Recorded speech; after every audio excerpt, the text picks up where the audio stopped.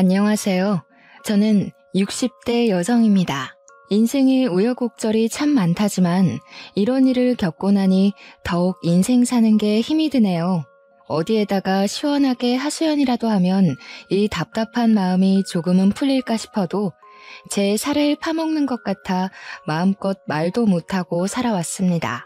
하지만 더 이상 이렇게 마음에 담아두기에는 마음의 상처가 너무 깊어지는 것 같습니다. 지금 사는 곳에는 제가 아는 지인이 아무도 없어요. 그 일이 있은 직후에 저는 사는 곳을 떠나 지방으로 홀로 내려와 살고 있거든요. 그러니 더욱더 마음의 골이 심하게 파이는 것 같아 이렇게 인터넷상이라도 제 사연을 말하고 싶어서 글을 올리게 되었습니다. 저에게는 정말 복잡한 가족사가 있습니다. 처음부터 만나지 말았어야 할 인연들을 이어붙여서 이렇게 된 것은 아닌지 지금에 와서야 그때의 선택들이 후회되네요. 사실 저는 원래 남편과 사별하고 재혼을 하여 딸이 2명 있습니다. 두 남편은 모두 세상을 떠났고 딸들마저 저와 떨어져 멀리 살고 있네요. 저의 작은 딸은 제 첫사랑이었던 사람에게서 생긴 아이예요. 아이의 아빠는 대학 선배였고 대학생 시절부터 졸업 후 사회에 나와서까지 결혼을 전제로 만났던 사이였어요. 아니, 어쩌면 저만 그렇게 생각했을 수도 있었습니다. 그는 저와 비교도 되지 않는 부유한 집안의 사람이었기 때문이죠. 그는 사업을 하는 집안에서 태어나 사업을 물려받을 수 있는 재력가 집안이었지만 저는 평범한 서민 집안이었으니까요. 그 당시 저희는 대학을 졸업하고 각자 사회에 나와 일을 하고 있었습니다.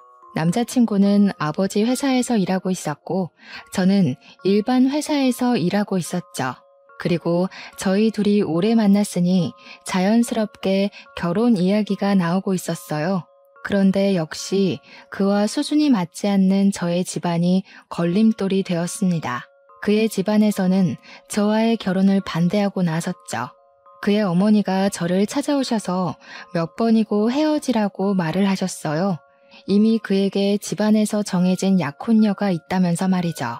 처음에는 그는 저와 못 헤어진다고 맞서 싸웠지만 어느 순간 그도 저와의 결혼을 회의적으로 생각하더라고요. 제 입에서 결혼 이야기만 나오면 곤란하다는 듯이 얼굴이 딱딱하게 굳어갔어요. 그런 모습을 몇 번 마주하고 나니 저는 자연스럽게 그와 이별을 받아들였습니다. 당시에 저는 인연이 아닌 사람을 붙잡아 봐야 어쩌겠냐는 생각을 했던 것 같아요. 그를 사랑했어도 저를 반기지 않는 집안의 가족으로 가봤자 행복하지 않을 것이다 생각하니 오히려 마음이 편해졌거든요. 물론 그와 함께한 시간들이 쉽게 지워진 건 아니었죠. 우리는 5년이 가까운 시간을 공유했었으니까요. 조금씩 그를 잊어가겠거니 하는 와중에 제가 그의 아이를 가졌다는 것을 알게 되었습니다. 정말 그때는 하늘이 얄밉더라고요. 왜 이럴 때 아이를 주셨는지 말이죠. 처음에는 그에게 이 사실을 알려야 하나 고민을 많이 했었습니다. 그래도 제 배에 있는 아이의 아빠였으니까요. 하지만 그는 집안에서 정해준 약혼녀와 결혼 준비를 하고 있다는 걸 듣게 되었습니다. 이미 예식장까지 예약했다는 말에 도저히 그를 찾아갈 수 없었어요. 헤어진 지 얼마나 됐다고 그렇게 빨리 결혼을 준비하는 건지 이미 그에게는 저는 과거의 사람이 된 것 같았죠. 하지만 저희는 이미 헤어진 뒤였고 그와 제가 인연이 아니라고 생각하니 그에게 아이를 가졌다고 말을 쉽게 꺼내지 못하겠더라고요. 그렇게 저는 혼자서 산부인과에 내원을 하게 되었습니다. 병원에서는 아이가 잘 자라고 있다고 심장 소리를 들려주는데 다른 산모들은 남편의 손을 잡고 같이 듣는 모습이 저를 서럽게 했습니다. 어쩌다가 이렇게 되었나 하는 원망도 들었죠. 그렇게 진료를 받고 나오는데 저는 병원 복도에서 전 예비 신랑과 마주하게 되었습니다. 다른 여자의 손을 꽉 잡고 서 있는 모습에 순간 온몸이 얼어붙어 버렸죠. 전 예비 신랑은 저를 보고 얼굴이 새파랗게 질려 있었다가 앞에 서 있는 저를 보면서 먼저 입을 열었습니다. 정희야, 잘 지냈어? 여기는 무슨 일로 온 거야? 얼굴이 많이 상했네. 밥 꼬박꼬박 챙겨 먹어야지. 그러다가 몸 상해. 자기는 다른 여자 손을 잡고 산부인과에 왔으면서 이제 와서 가식을 떠는 모습에 제 손이 부들부들 떨렸습니다. 저는 전 예비 신랑을 노려보다 약혼녀의 볼록 튀어나온 배에 시선이 향했습니다. 좋기 6개월은 넘어 보이는 배였죠. 정말 기가 막혔어요. 제가 임신한 지 이제 3개월이 막 지났는데 약혼녀의 배가 저보다 더 많이 불렀다는 것은 저를 만났을 때도 이미 둘이 결혼을 전제로 만나고 있었다는 사실 아니겠어요? 그런 생각을 하고 있자니 머리로 피가 몰리면서 눈에서는 불이 번쩍이더군요. 그러고서 저를 챙기는 듯한 그의 말투가 저의 심사를 더욱 뒤틀리게 했어요. 저는 그를 향해 톡하며 쏘아붙였죠. 지금 누구를 걱정하는 거야? 병원에 왜 왔겠어? 진찰받으러 왔겠지. 그쪽도 보니 그런 것 같네.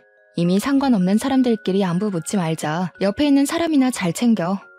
저는 그렇게 톡 쏘아붙이고 병원을 서둘러 빠져나오는데 그가 쫓아와서 저의 손을 붙잡았습니다. 무슨 진찰 받으러 온 거야? 혹시 설마 내 아이를 가진 건 아니지? 너 임신한 거 아니지? 말해줘. 저는 잘게 떨리는 그의 입술을 보며 입을 꽉 깨물었어요.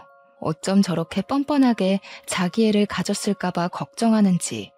제가 본인 애를 가졌다고 하면 그의 표정이 어떻게 달라지나 궁금하기까지 하더군요. 그동안 정말 이런 남자를 사랑했었나 싶었습니다. 제가 아는 그의 모습은 다 거짓처럼 느껴졌어요. 왜? 임신이라도 했으면 어쩌려고? 나한테 돌아오려고? 아니면 아이라도 지우라고 돈이라도 찔러주게? 그럼 아주 많이 줘야 할 거야. 내가 돈이 아주 많이 필요할 것 같거든. 앞으로 2명의 몫을 해야 하니까. 그러자 그의 낯빛이 샛노랗게 변했습니다. 분명 그가 원하는 말은 아니었겠죠. 저는 제 손을 잡고 있던 그의 손을 쳐냈습니다. 그런데 그의 입에서 나온 말이 저를 더욱 미치고 팔짝 뛰게 만들었습니다. 미안해. 나는 너에게 돌아가지 못해. 네가 아이를 키울 돈이 필요하다고 하면 지원해 줄게. 아이를 지운다고 하면 그것도 내가 도와줄 수 있어. 내가 해줄 수 있는 게 이것밖에 없어서 미안해. 어떤 걸 원해? 내가 뭘 해주면 되겠니? 그의 말에 정말 울컥이며 눈물이 차오르는 걸 저는 꾹꾹 눌렀습니다. 뭐? 진짜 미안해? 미안하다는 말 잘도 내뱉는다. 나한테 그렇게 미안해? 돈을 준다고 진짜 우리의 5년을 쓰레기 취급을 하는구나. 알겠어. 당신이 나를 그동안 어떻게 생각하는지 똑똑히 알았으니까 들어가서 그 여자나 챙겨. 우리 여기서 선 확실히 긋자. 이 아이는 내가 알아서 할게. 낳아서 키우든지 말든지 알아서 한다고. 그러니까 우리는 이제 서로 상관없는 사람들인 거야. 혹시라도 서로 안부를 듣더라도 우연히 누가 하나가 죽었다 해도 그냥 모른 척하며 살자. 난 이제 너랑 할 말 없어. 저는 그 자리를 서둘러 떠났습니다. 그러자 눈물이 밀려오더라고요. 이미 정리된 감정이라고 생각했는데 그렇게 그의 입으로 그런 말을 들으니 다시 심장을 후벼 파는 게 너무 아파졌습니다. 집으로 돌아와서는 이제 뱃속의 아이를 어떻게 해야 하는지 걱정했습니다. 아이를 홀로 키울 자신이 안 섰거든요. 아버지 없는 아이라고 손가락질 받으며 클 아이도 미혼모로 살아갈 제 자신도 어느 것 하나 감당할 자신이 없었습니다. 그렇다고 아이를 쉽게 지우겠다는 선택도 할 수 없었죠. 아무에게도 말 못하는 날들이 길어질수록 세상에 고립당하는 기분이었어요. 깊은 바닷속으로 가라앉는 것 같았습니다. 그때 평소에 친하게 지내던 선배가 저를 찾아왔어요. 그 선배는 아이 아빠와도 친한 친구였죠. 정희야, 어떻게 된 거야? 경수가 다른 사람이랑 결혼한다고 청첩장을 보내서 바로 연락했더니 통화가 안 돼서 왔어. 너희 둘한테 무슨 일이라도 있었던 거야? 경수가 왜 네가 아니라 다른 사람하고 결혼하는 거냐고. 저는 선배에게 고개를 푹 숙인 채 묵묵부답으로 일관했어요. 도저히 말이 안 나오더라고요. 저도 이해를 못하겠는 상황을 선배에게 뭐라고 설명해야 할지 감도 안 섰습니다. 하지만 우리의 연애를 처음부터 지켜봐왔던 선배에게 우리의 끝을 알려주는 게 예의 같았어요. 선배, 어쩌다 보니 그렇게 되었어요. 그 여자는 집안에서 엮어준 약혼녀래요. 뭐, 선배도 알다시피 저랑 경수 오빠 집안 차이가 너무 많이 났잖아요. 어차피 이어지기 어려운 사람들이었어요. 그래서 헤어졌다는 말이야? 그래도 둘이 만난 시간이 있는데 이건 너무 갑작스럽다. 그래서 얼굴이 그렇게 상한 거야? 너는 경수가 다른 사람하고 결혼해도 괜찮아? 너 경수 많이 좋아했잖아. 인연이 아닌 사람을 붙잡아봐야 뭐 하겠어요. 저는 이미 마음 정리했어요. 차라리 헤어지니 마음도 편하고 좋네요. 내 사람도 아닌 사람, 이제 그만 보내줘야죠. 그때 선배가 제 손을 꽉 잡았습니다. 정말? 경수랑 깨끗이 헤어진 거 맞는 거지? 이제 둘은 아무 상관없는 사이 맞는 거지? 저는 그런 선배를 보며 의아한 표정을 지은 채로 고개를 끄덕였습니다. 그럼 나랑 만나자. 나 너 정말 좋아해. 사실 경수보다 내가 먼저 너를 좋아했어. 경수가 먼저 너한테 고백하는 바람에 이제까지 내 마음 숨겨온 거야. 정이야, 나랑 만나자. 저는 갑작스러운 선배의 고백에 선배에게서 손을 빼냈습니다. 저는 이미 그의 아이까지 가지고 있는데 어떻게 선배를 만날 수가 있겠어요. 그래서 거절을 했습니다. 죄송해요. 저 선배 마음 받아들일 수가 없어요. 저 사실 뱃속에 그 사람 아이를 가지고 있어요. 벌써 5개월이 다 되어가요. 저도 아이를 어떻게 해야 할지 모르겠어요. 죄송해요. 지금으로서는 제가 선배의 마음을 받아들일 여유가 없어요. 하지만 선배는 제가 다른 남자의 아이를 가지고 있다고 해도 포기를 하지 않는 겁니다. 괜찮아. 그런 건 상관없어. 그냥 나만 믿고 결혼하자. 내가 아이 아빠가 되어줄게. 정말 자신 있어. 내 아이처럼 키울 자신 말이야. 아니, 내 아이야. 정이야, 나랑 결혼하면 행복하게 해줄게. 진짜 내가 최선을 다할게. 결국 저는 자리에서 벌떡 일어났죠. 정신 나갔어요?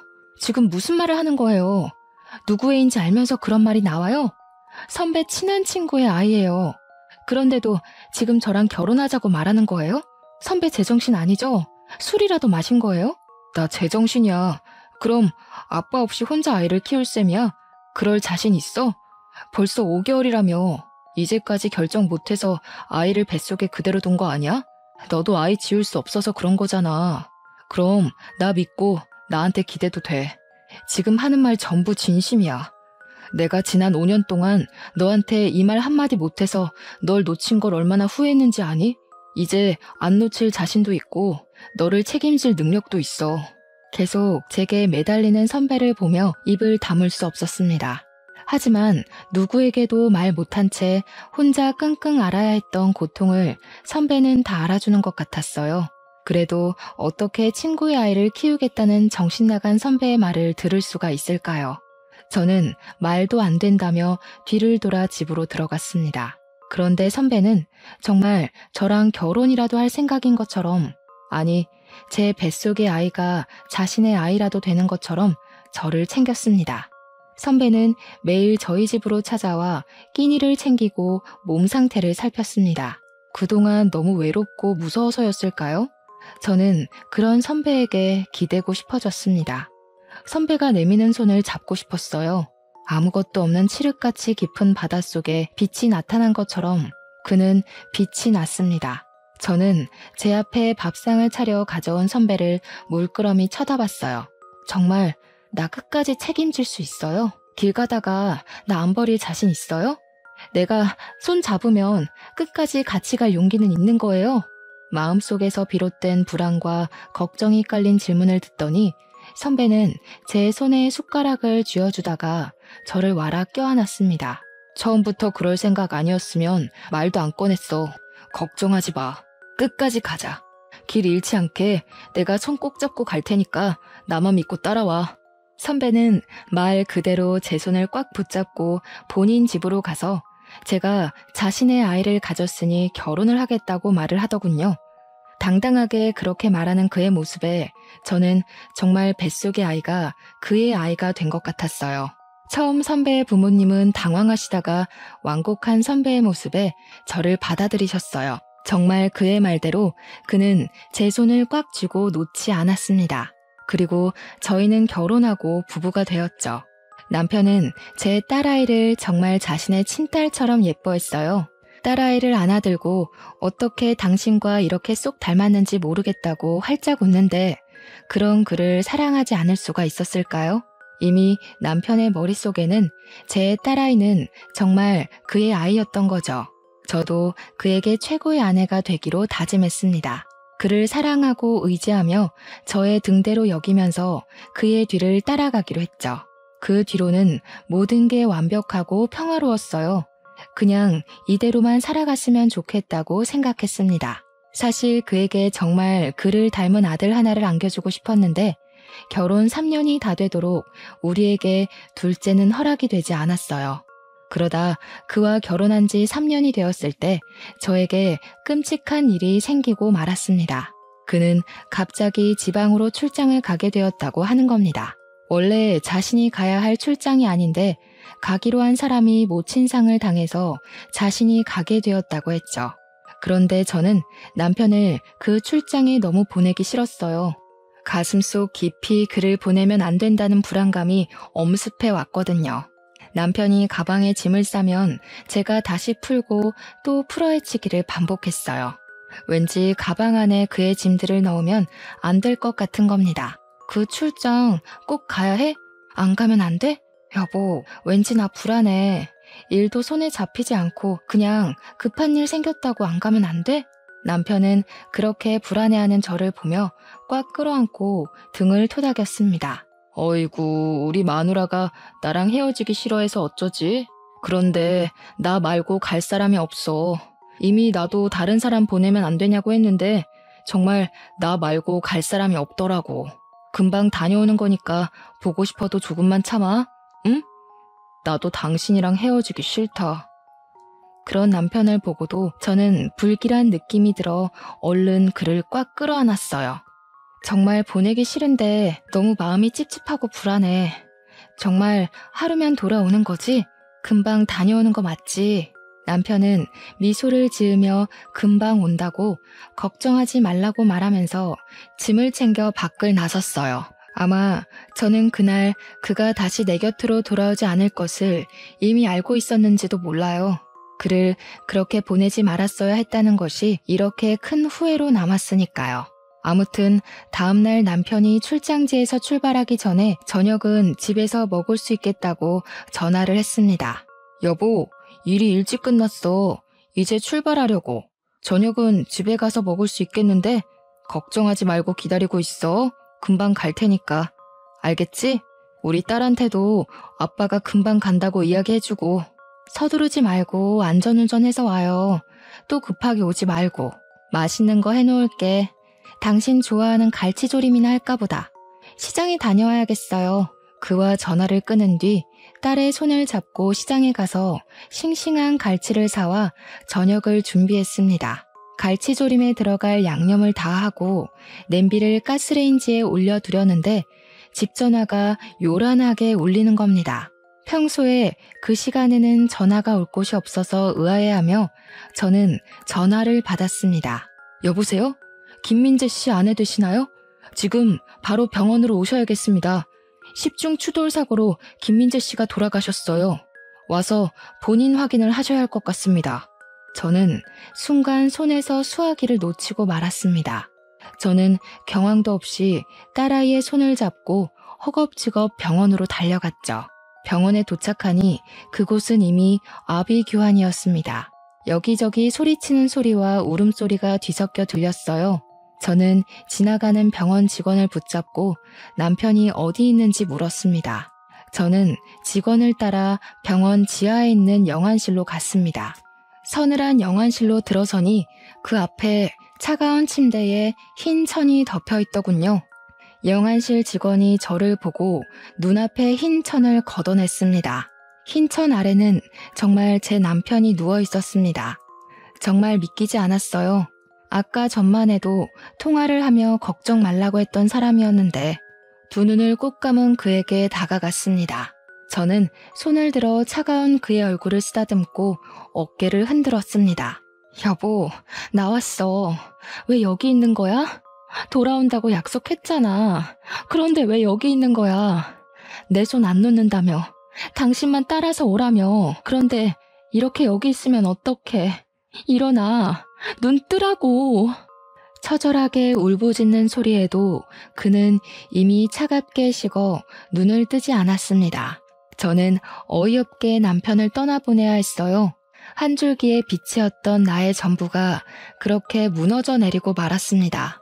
다시 모든 빛이 사그라들었죠.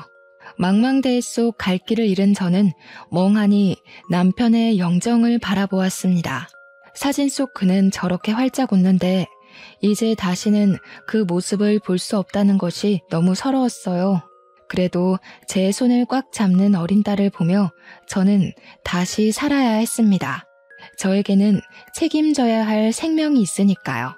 그러자 딸아이는 저에게 화장실을 가고 싶다고 조르더군요. 저는 눈물을 닦아내면서 아이의 손을 잡고 몸을 일으켜 복도로 나섰습니다. 화장실을 다녀오는 길에 뒤에서 정이야 부르는 소리가 들리는 겁니다. 제가 뒤를 돌아보니 저를 버리고 간 그 남자가 상복을 입고 서 있었습니다. 그도 손에 제 딸아이의 또래로 보이는 여자아이가 상복을 입고 서 있더군요. 순간 산부인과에서 마주친 그의 아내의 모습이 머릿속에 스치더군요. 그의 딸아이였던 거죠. 그는 저를 향해 뚜벅뚜벅 다가왔습니다. 여기서 뭐 하는 거야? 상복 입은 거 보니 너도 누가 돌아가셨나 보네. 우연히 여기서 너를 다 본다. 그동안 잘 지냈어? 소식은 들었어. 민재랑 결혼했다고 하더라. 네가 민재랑 결혼할 거라고 생각을 못했거든.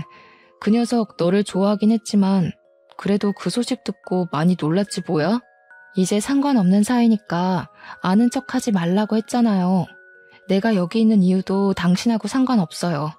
그러니까 아는 척하지 말고 가세요. 아내가 10중 추돌 사고로 세상을 떠났어. 너는 딸을 낳았구나. 3살이겠네. 너를 많이 닮아서 예쁘다. 그 사람의 손이 제 딸아이의 머리로 향하더군요. 저는 그를 밀치고 제 딸아이를 뒤로 감추었습니다. 뭐 하는 짓이야? 어디다 손을 올려? 저리 안 가? 그 더러운 손으로 내 딸한테 손대지 마.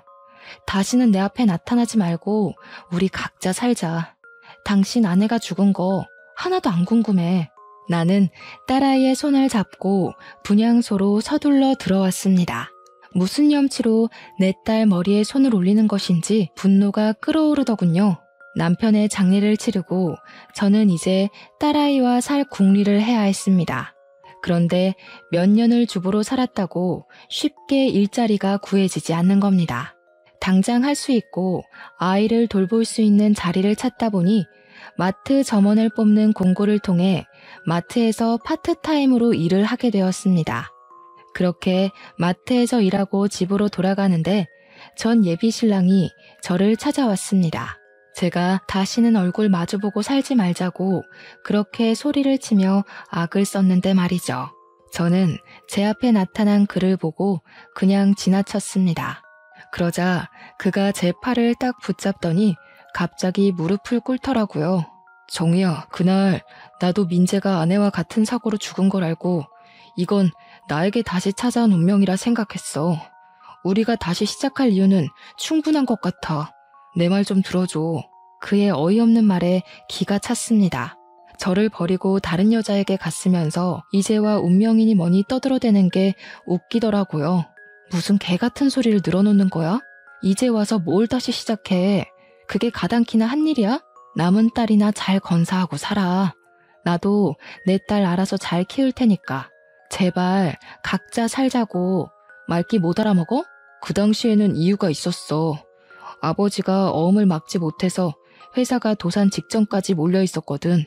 아버지가 그 충격으로 갑자기 쓰러지셨는데 오래전 집안끼리 약혼 이야기가 오갔던 집에서 돈을 빌려줄 테니까 결혼하라는 거야. 그럼 어음을 막아주겠다고. 난 아버지를 살리기 위해서 장남으로서 그 제안을 받아들일 수밖에 없었단 말이야. 정말 황당한 변명을 잘도 늘어놓는다. 그때 당신 나랑 산부인과에서 마주쳤던 거 기억 안 나? 이미 그 여자 배가 산만했어. 나보다 더 부른 배를 보고 내가 얼마나 기가 막혔는지 알기나 해? 나를 만나면서 그 여자를 만나고 있었던 거지? 그래 놓고 뭐? 어음? 아버지가 쓰러져. 가짜는 변명 그만하고 돌아가. 그건 오해야, 정이야. 그때 뱃속에 있었던 아이는 내 아이가 아니야. 결혼의 조건이 처음부터 그거였어. 그 집 딸이 모르는 사람의 아이를 가졌는데 소문나기 전에 나와 결혼시켜서 소문이 나지 않게 하는 거. 그 대가로 그 집에서 우리 회사 어음을 다 막아준 거야. 제발 나 용서해주면 안 될까? 우리 다시 시작하자. 저는 헛웃음을 터뜨렸죠. 제 앞에 무릎을 꿇은 그를 보며 이를 갈았습니다. 그는 집안을 위해 나를 버렸으니까요. 아, 그러셔? 그럼 잘 됐네. 어차피 겨우 그런 조건으로 나도 버리고 내 딸도 버린 거니까. 남의 인생 갈아먹으면서 지켜낸 건데 앞으로 쭉 그렇게 살아. 난 아직도 그 산부인과에서 당신이 한 이야기가 머릿속에 생생하게 남아서 말이지. 그리고 그때 난 분명히 당신에게 말했던 것 같은데 우리 둘 중 누구 하나가 죽었다는 이야기가 들려도 상관하지 말자고. 이제 찾아오지 마. 그 면상 다시는 보고 싶지 않으니까. 저는 그를 등지고 자리를 벗어났죠. 그 이유가 무엇이든 저는 그와는 상관없는 삶을 살고 싶었습니다. 나머지 삶을 죽은 남편의 아내로 홀로 딸아이를 키우며 살겠다고 다짐했으니까요. 핏줄이 당겼을까요?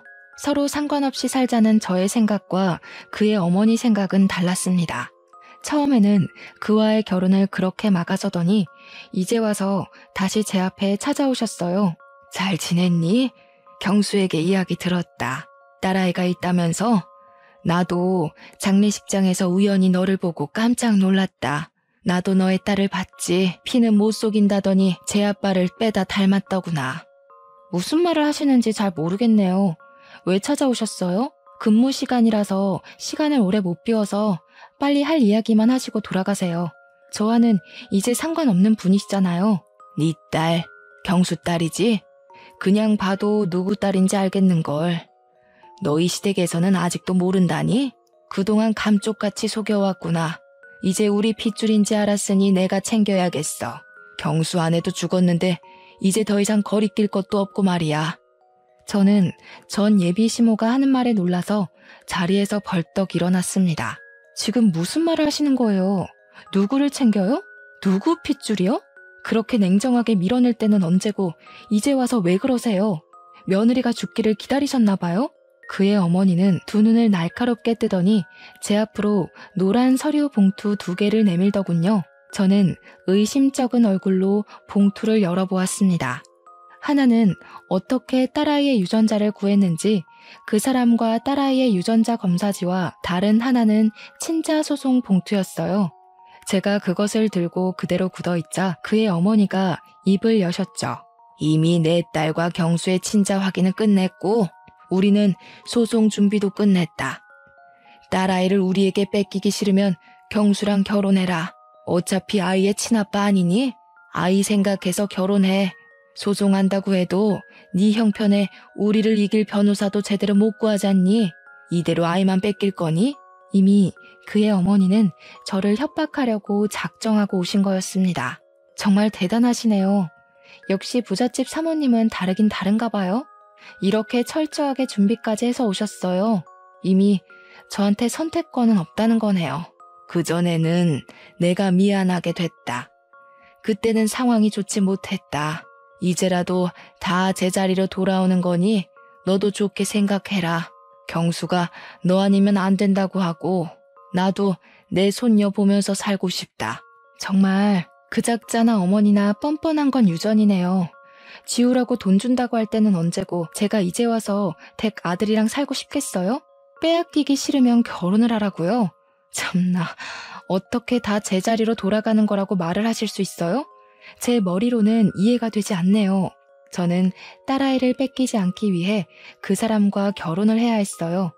제가 계속 결혼을 거부하면 그 사람은 정말 소송을 해서라도 딸아이를 데려갈 사람들이었으니까요. 결국 저는 그와 결혼을 하고 말았습니다. 이렇게 강제로 이어붙인 결혼 생활이 좋을 리가 없었죠. 이미 저는 그에 대한 애정이 차갑게 식어버렸고 남은 건 분노밖에 없었습니다. 그는 그래도 저에게 잘 보이려고 노력을 하더라고요. 하지만 저는 철저히 그를 제 울타리 밖으로 밀어냈어요. 그가 제 옆에 다가오면 저는 제 딸아이를 안고 방 안으로 들어가 버렸죠. 그런데 약혼녀가 낳은 그 어린 딸이 제 입안에 사탕처럼 구는 겁니다. 그 어린아이가 얼마나 눈치를 보고 살았는지 제 표정 하나에도 눈치를 살피는 게 보이는 겁니다. 아이가 무슨 죄가 있겠어요? 저는 그 아이를 꽉 끌어안아 주었더니 그 아이 입에서 엄마가 와서 너무 좋다고 하는 겁니다. 저는 그의 딸을 저의 큰딸로 받아들였습니다. 아이는 죄가 없으니까 말이죠. 나중에 그에게 넌지시 들은 말로는 큰딸의 친엄마는 아이에게 애정이 하나도 없었다고 합니다. 아이는 거의 그가 돌보고 친엄마는 다른 남자랑 놀기 바빴다고 하네요. 그날의 사고도 다른 남자와 여행을 다녀오다가 사고가 나서 세상을 떠났다고 하더군요. 가여운 이야기를 들어서인지 제 입에 사탕처럼 굴어서인지 저는 제 딸보다 큰 딸을 더 끼고 살았던 것 같아요. 제 남편이 된 그 사람도 두 아이에게 차별 없이 잘하려고 노력을 하더라고요. 그런 모습을 보는데 그의 인생도 참 기구하다고 생각이 들었습니다. 그렇게 생각을 하니 마음속에 분노가 사그라들었습니다. 분노가 사라지니 저도 그를 점점 남편으로 받아들였습니다. 다시 한번 그를 사랑하려고 노력하고 그의 여자가 되기로 했던 것 같아요. 그를 다시 사랑하려고 노력하니 그가 예전의 그로 보이더군요. 제가 열렬히 사랑했던 첫사랑의 감정으로요. 어쩌면 그는 변한 게 아니라 상황이 그렇게 흘러갔었던 건 아닌지 생각이 들었습니다. 그도 그때는 가족을 지키는 최선의 선택을 했어야 하니까요. 길게 돌아왔지만 다 제자리를 찾았다며 환하게 웃는 그의 모습에 저는 아무 말도 못했습니다. 그 순간에도 저는 마음 한구석을 지금의 남편에게 내어주었습니다. 이렇게 행복을 찾아가도 되는 건지 하늘로 떠난 전 남편에게 미안해졌습니다. 그렇게 제 마음속에는 두 남자가 공존한 채로 세월은 흘러갔습니다. 두 딸은 다행히 무럭무럭 잘 자라고 공부도 꽤 잘해서 우리의 자랑거리였어요. 그렇게 둘 다 대학에 가고 성장하자 제 역할을 어느 정도 한 것 같아서 안심되었습니다. 부모 역할을 참 잘해낸 것 같았죠. 그런데 아이들이 느끼기에는 부모의 역할이 부족했던 걸까요? 큰아이에게 문제가 조금씩 생기고 있다는 걸 저희는 알아차리지 못했습니다. 큰딸은 미술을 전공했기에 대학에 들어가자 유학을 보내려고 했는데 큰딸이 유학을 가기 싫다고 우는 겁니다. 왜 안 가겠다고 하는 거야? 국내에서 그림을 배우는 것보다 유럽에 가서 공부하는 게 네 커리어가 쌓이는데 더 도움이 된다니까? 지금 다녀와야 해. 너무 늦으면 시간이 아깝잖아. 엄마랑 같이 가면 안 돼? 혼자는 무섭단 말이야. 엄마, 나랑 같이 가자. 응? 같이 가면 안 돼? 혼자는 싫어. 엄마랑 안 가면 나도 안 갈 거야. 엄마는 여기에 있어야지. 동생도 아직 여기에 있고 아빠도 챙겨줘야 하잖아. 먼저 가 있어. 엄마가 자주 가서 너 챙겨줄게. 평생 있는 것도 아니고 몇 년만 있는 거잖아. 그러자 큰딸은 얼굴색이 갑자기 새빨개지더니 입을 꽉 닫아버렸습니다. 그 뒤로 말도 거의 안 하고 지내는 겁니다. 저는 딸아이가 걱정되어 무슨 일이냐 물어봐도 아이는 제가 자신을 사랑하지 않아서 그런다고 말을 하는 겁니다. 큰 딸아이에게 내가 너를 얼마나 사랑하는데 그런 이야기를 하느냐고 해도 아이는 더욱 말을 하지 않았어요. 그러는 사이에도 큰 딸아이의 출국 일자는 점점 다가오고 있었습니다. 그렇게 출국일이 한 달도 남지 않았을 때 저의 세상은 다시 한번 부서져 버리는 일이 일어나게 되었어요.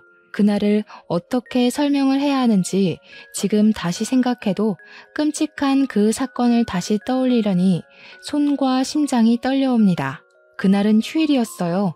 가족들이 한자리에 밥을 먹고 있어도 큰 딸아이는 말없이 밥만 먹고 가장 먼저 자리에서 일어나더군요. 저는 큰 딸아이에게 간식을 가져다 주고 다시 마음 풀라고 말을 하는데도 이불을 뒤집어 쓰고 일어나지 않았습니다. 답답한 마음에 속이 타들어갔습니다. 작은 딸아이는 공부할 때 단 것을 찾는 습관이 있었는데 그날도 초콜릿이 있냐고 물어보는 겁니다. 저는 단 것을 좋아하는 남편과 딸아이를 위해서 초콜릿을 가득 사다 놓고 내서 초콜릿 상자를 꺼내 작은 딸에게 가져다 주었습니다. 그런데 잠시 후 작은 딸이 초콜릿 상자를 저에게 다시 가져다 주는 겁니다. 초콜릿에 알코올이 들어가서 공부하면서 먹기 그렇다고 하더군요. 그러면서 다른 초콜릿을 가지고 방으로 들어갔는데 저는 포장이 뜯긴 채 하나도 손대지 않은 초콜릿 상자를 보았습니다. 정말 작은 딸 말대로 알코올이 포함되어 있는 겁니다. 저는 어쩔 수 없이 뜯긴 초콜릿을 남편에게 건네주었죠. 이거 당신이 먹어야겠는데? 알코올 들어있어서 공부하며 먹기 그렇다고 하네. 당신이라도 먹어야겠어. 이미 뜯겨 있어서 다시 넣어놓기도 그래. 남편은 알겠다고 하면서 초콜릿 상자를 테이블에 올려두고 한 개를 꺼내 먹더라고요. 제가 뒤돌아서는데 갑자기 남편이 목을 부여잡고 그대로 바닥으로 꼬꾸라지는 겁니다. 저는 놀라서 남편을 붙잡았는데 그의 입에서는 하얀 거품이 흘러나왔습니다. 그리고 그대로 정신을 잃고 쓰러졌어요. 아무리 남편을 흔들어 봐도 일어나지 않는 겁니다. 이미 그의 동공에는 초점이 없었어요. 저는 급하게 119에 전화를 했습니다. 신고를 받고 도착한 119 구조대원이 거실로 들어와서 남편을 살펴보더니 갑자기 112로 신고를 하더군요. 그런데 통화하는 내용이 섬뜩했습니다. 네, 거기 경찰서죠. 여기 지금 환자가 쓰러졌는데 아무래도 독극물을 섭취한 것 같습니다. 이미 환자는 사망 상태인데 아무래도 스스로 먹은 것 같지는 않아요. 빨리 오셔야 할 것 같습니다. 스스로 먹지 않았다는 말은 살인사건이라는 말이 아니겠어요? 저는 떨리는 손을 부여잡고 딸들도 놀라서 거실에 서 있는데 경찰들이 와서 남편을 살펴보더니 저를 범인으로 지목하고 구속했습니다. 저는 어이없는 상황이 아니라고 항변을 했지만 정황상 제가 범인이라고 하더군요. 제가 남편에게 초콜릿 상자를 건넸으니까요. 그렇게 저는 구속되어 경찰서로 가게 되었습니다. 경찰은 남편이 초콜릿 속에 들어있는 청산가리를 먹었다고 했습니다. 그리고 그 상자에 저와 남편의 지문, 그리고 작은 딸의 지문이 찍혀 있는데 정황상 독을 넣을 수 있는 사람이 저라는 겁니다. 거기다 저와 남편은 과거 사건으로 앙심을 품고 있지 않았냐고 하더군요. 해묵은 서로의 감정이 이렇게 저를 올가맬 줄은 생각도 하지 못했습니다. 하지만 저는 아무 말도 하지 못했어요. 제가 아니라고 하면 두 딸 중에 하나가 남편을 죽인 거니까요. 작은 딸은 아무 말 하지 않는 저를 보며 경악을 하더군요. 엄마, 정말 엄마가 아빠를 죽인 거야? 왜? 그거 처음에 나 먹이려고 한 거잖아. 그럼 나도 죽이려고 한 거야? 엄마가 어떻게 나한테 이럴 수가 있는 거야. 도대체 왜 이런 일을 벌인 건데? 저는 딸에게 아무 말도 못했습니다. 제가 둘 중에 누가 범인인지 특정하지 못하는 사이에 큰딸은 작은 딸을 범인으로 지목을 하는 겁니다. 야, 웃기지 마. 네가 아빠 죽인 거잖아.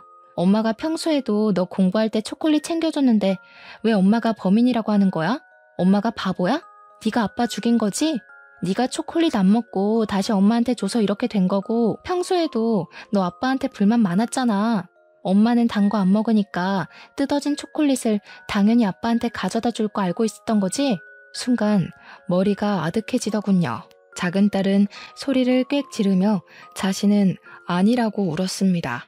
그 소란 틈에 경찰들은 작은 딸 방에서 청산가리 가루와 초콜릿에 넣은 주사기를 발견했다면서 내미는 겁니다. 저는 믿을 수가 없었어요. 작은 딸이 친아빠를 죽인 것이니까요. 저는 작은 딸을 붙잡고 물어보았습니다. 정말 네가 아빠를 죽인 거야? 아니지, 아니라고 말해. 어서, 너는 잘못 없다고. 작은 딸은 정말 자신이 하지 않았다고 눈물을 흘렸습니다. 나 정말 아니야. 내가 왜 아빠를 죽여? 평소에 새아빠를 좋아하면 친아빠한테 미안해서 그런 거였어. 새아빠가 나한테 잘해줄 때마다 거부감이 들었지만 죽일 정도로 새아빠를 미워하거나 싫어하지 않았어. 저는 당시에 작은 딸에게 친아빠가 누구인지 말해주지 않았습니다. 그때는 바보같이 저는 전 남편이 딸아이를 친딸처럼 사랑했으니 그의 딸로 남겨두는 게 그와의 마지막 의리라고 생각했어요. 전 남편이 죽었을 당시에 딸은 3살밖에 되지 않았으니 그를 기억하고 있을 거라고 생각하지 못했죠.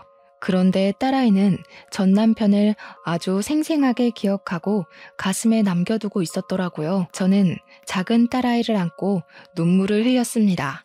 그리고 새아빠가 네 진짜 친아빠라고, 네가 알던 그 친아빠는 진짜 친아빠가 아니라고 말했어요. 그리고 미리 말해주지 못해서 미안하다고 했습니다. 드디어 작은 딸에게 진실을 다 고백한 거죠. 그런데 갑자기 경찰들이 제 옆에 앉아있는 큰딸아이의 손에 수갑을 채워 넣으며 살인 용의자로 구속하겠다고 하는 겁니다. 작은 따님 방에서 찾은 범행에 사용했던 주사기 안쪽에서 큰 따님의 지문이 발견되었습니다. 다른 곳은 다 잘 닦았는데 안쪽에 남아있던 것은 미처 못 닦아냈나 보더군요. 그리고 청산가리 구매 사이트에서 큰 따님의 아이디를 찾아냈습니다. 초콜릿을 구매한 것도 큰 따님이고요. 저는 믿을 수 없는 사실에 당황해하다가 고개를 숙이고 있는 큰딸을 붙잡고 물어보았습니다. 왜 그런 무서운 짓을 한 거야? 왜 아빠를, 그리고 동생을 죽이려고 한 거야? 도대체 왜? 큰딸은 고개를 들어 저를 쳐다보더군요. 그리고 눈물을 흘렸습니다. 저는 엄마 아빠의 완전한 딸이 되고 싶었어요. 동생처럼요. 동생은 두 분의 친딸이잖아요. 저도 두 분의 친딸이 되고 싶었어요. 그래서 동생을 죽이려고 했죠. 동생만 사라지면 제가 두 분의 유일한 딸이 되는 거잖아요. 그런데 그 초콜릿을 아빠가 먹을 줄은 몰랐어요.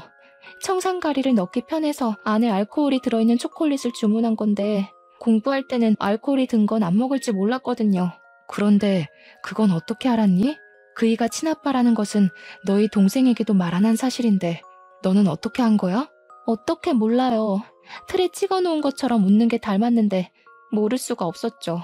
할머니도 저보다 엄마가 데려온 동생을 그렇게 예뻐하는데 자연스럽게 알게 되었어요. 저는 두 분과 피 한 방울 안 섞였다는 걸 할머니가 이야기하는 걸 우연히 들었고 동생은 두 분의 친딸인 걸 알았는데 그게 너무 부럽더라고요. 나도 두 분의 친딸이 되고 싶었어요. 그럼 나도 그렇게 사랑해주려나 하고 말이죠. 큰 딸아이는 경찰에 작은 딸이 학업 스트레스로 초콜릿에 청산가리를 타서 자살한 것으로 위장하려고 했다고 자수를 했습니다. 저는 어릴 때부터 큰딸에게 사랑을 충분히 주었다고 생각했는데 그 아이에게는 한없이 부족했나 봐요. 큰딸은 저에게 내 자식으로 태어나지 못해 미안하다고 울었습니다. 사람을 해치는 용서받지 못할 죄를 지었지만 큰딸의 잘못이 아닌 그 모든 게 제 잘못인 것 같아 심장이 찢겨 나가는 것 같았습니다. 큰딸은 결국 존속 살해 혐의와 작은 딸의 살인 미수로 징역 7년을 선고받았습니다. 그리고 작은 딸도 그이가 자신의 친아빠인 걸 알고 충격을 받았는지 저를 원망하더군요. 미리 왜 말을 해주지 않았냐고요. 그동안 아빠를 미워했다면서 전 남편의 장례식장에서 제가 한 말을 기억한다고 했어요. 새아빠에게 화내며 더럽다고 말한 게 혹시 자기 아빠의 죽음과 관련 있는 건 아닌지 의심하고 미워했다고 하네요. 왜 자신을 이렇게 나쁜 딸로 만드냐면서 원망을 쏟아내고는 저를 남겨두고 외국으로 떠나버렸어요. 드문드문 저에게 잘 지낸다고 연락은 오지만 언제 돌아오겠다는 말은 하지 않더군요. 언젠가 마음이 진정되면 저에게 돌아오겠죠. 저는 그렇게 남편과 자식 둘을 한꺼번에 잃어버리게 되었어요. 서로에 대한 믿음과 신뢰를 잃어버리고 뿔뿔이 흩어지게 되어버렸네요. 지금은 가끔 큰딸의 교도소를 찾아가 딸을 보고는 합니다. 큰아이가 큰 잘못을 저지르긴 했지만 어쩌면 그 아이에게 미리 모든 것을 말하고 마음을 다독였다면 그 아이가 그렇게까지 마음속에 상처를 담아두진 않았을 것 같아요. 다시는 이 가족이 전처럼 완전할 수는 없겠지만 어쩌면 처음부터 만나지 말아야 할 사람들이 만나면서 어긋나 버린 것은 아닌지 생각합니다. 끊어진 인연은 이어붙이지 않았다면 모두 잘 지냈을까 하고 말이죠. 글을 쓰면서도 다시 마음이 아프네요. 여러분도 혹시라도 끊어낼 인연이 있다면 다시 한번 생각하고 또 생각해 보시고 어떤 것이 좋을지 잘 생각하고 이으셨으면 좋겠습니다. 긴 글 읽어주셔서 감사합니다.